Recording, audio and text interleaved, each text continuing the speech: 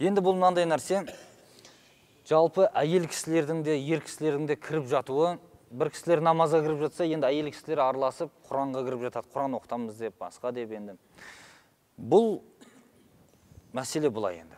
Жалпылама әйел кісілерге намаз оқитын орын бөлек бар мына жерде бізде. Бөлек есігі де бар негізі, кірем дейтін болса. Бірақ ол кісілердің мақсаты намаз оқу емес қой. Құран оқу деп. Құран оқытамын деп шығып жатыр. Оның түсінігінде дін деген Құран оқытып кету деп отыр. Бірақ бұл расында біз енді бір шетінен күлетін нәрсеміз, бір шетінен бұларды кіналаймыз дейміз, бір кіналайын десең, тағы да оған кінәті қоймаймыз. Өйткені білмейді расында. Оның түсінігі бойынша енді дін деген ата-бабадан көрген әйтеуір Құран оқытып тұруы сол деп ойлап жатыр. Бірақ қазір Құран оқитын молдаларымыз, имамдарымыз осы жерде уағыз айтып жатыр әдейі. 5 минуттан болса да келген адамдарға. Мына нәрсені білейік. Мешітке әйел адам кірмесін деген заң жоқ негізінде, еш жерде. Шариғатымыз бойынша ла тамнау има Аллахи минал масаджид дейді. Немесе масаджид Алла деп те келеді. Алланың құлдары деп айтайық, болған әйелдерді мешіттерден тыймаңдар дейді. Алланың күңдері деп атаған, бірақ біз күң деген сөз қолданамаймыз ғой Алла тағалаға. Құл деп айтамыз оны тілімізде. Алланың құлдары болған бұл әйел кісілерді мешіттерден тыймаңдар деген, мешітке барсын деп. Ол кісі бір келіп бір уағыз тыңдап, мына жерде Құран оқытылмастан бұрын айтылса, бұл маңыздысы, бұл емес, маңыздысы намаз оқу, осыған келіңіздер деп жаңағыдай айтып түсіндірумен, иншалла бұл нәрсе осылай келер. Жастарымыз келе жатыр өсіп мына үйінде уағыздар болып жатыр. Енді мына нәрсені білейік, әйелдердің расында ер кісілермен араласып кіруі деген нәрсе, бұл негізі дұрыс емес былайынша. Өйткені пайғамбарымыз саллаллаху алейхи вассаламның дәуірінде әйел кісілермен ер кісілер негізінде арасында сап болмаған, жаңағы мынандай біздегідей болмаған негізі. Ер кісілер сапқа тұрады, соңғы сап әйелдер тұрып бастап кететін болған. Түсінікті ме?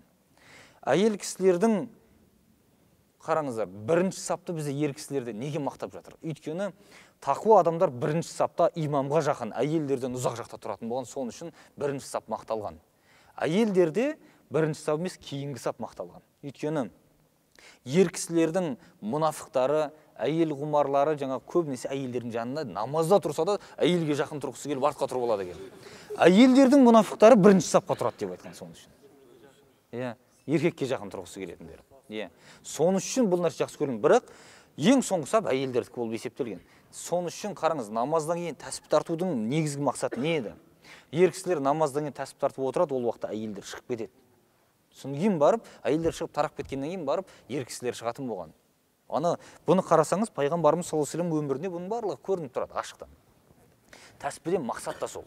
Енді осы жерде білейік, ауылды жерлерде бізде ер кісілер бірінші шығу керек дейді, әйелдердің бәрін тұрғызып қояды, шет-шетке, ер кісілер бірінші намаздан шығады, сөйтіп ер кісілер кетіп қалмайды. Мешіттің алдында сөйлесіп тұрады, әйелдер шығып жатыр, қарап тұрады. Пәленшенің қызы ғой мынау деп қояды жаңа. Ол дұрыс емес ол. Әйел кісілер бірінші шығу керек. Ал енді қазір бізге ыңғай келді. Әйел кісілер бөлек жерде тұрып оқып жатыр енді. Ләжі болса осылай болған жас. Фитна дәуірі басталған уақытта Хазірет Омар бұл қазір демек не екен, жаңағы бұрынғы пайғамбарымыз саллаллаху алейхи вассалам дәуірі сияқты емес, қазір деп әйел кісілер мешітке келмесін, келмеген дұрыс деп Хазірет Омар сондай пәтуа шығарғандығы бар. Омардың дәуірі олай болып тұрған болса, қазіргінен де есептеп көріңіз. Бұндайда расында әйел кісілердің кіретін есігі де бөлек болып, сол жақтан кіріп шыққан жақсы. Енді иншалла бұл нәрсе бірден болып кетпейді. Кішкене сабыр етейік. Қазір енді көп түсіністікке келіп жатырмыз ғой. Әйел кісілер өздерінің орнын біліп, бүкіл нәрсе. Бірақ уақытпен болады. 50 жылда ел жаңа, 100 жылда қазан дейді. Біздің бүгінгі армандап ойлап жүрген нәрселеріміз мынау былай болса екен деп жүрген нәрсеміз иншалла ертең болады ол. Ертең өздеріңіз өсесіздер. Сіздердің балаларыңыз осы нәрсені дұрыс түсінгеннен кейін бұның барлығы орнына келеді. Барынша, иншалла біз барынша жаңа дұрысын істеп отыруға тырысуымыз керек.